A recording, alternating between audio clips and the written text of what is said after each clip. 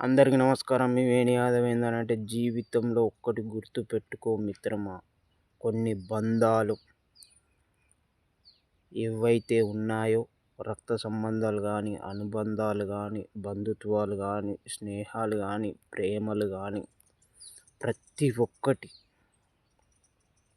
మనము అద్దె ఇంట్లో కిరాయికి ఉన్నట్టే. ఎందుకనంటే ఎప్పటికీ వాళ్ళ మనసులో మనం ఎంత నిజాయితీగా ఉన్నా కానీ వాళ్ళ మనసులో మాత్రం మనం ఎప్పటికీ పరాయి వాళ్ళమే. ఇది ముమ్మాటికి వాస్తవం మిత్రమా. కొన్ని బంధాలు అంతే, వాళ్ళ మనసు చెప్పినట్టే వినడం తప్ప మనల్ని అర్థం చేసుకోలేరు. మనల్ని ఎన్నటికీ పరాయి వాళ్ళలాగానే చూడటం అనేది జరుగుతుంది. మీ వేణు యాదవ్.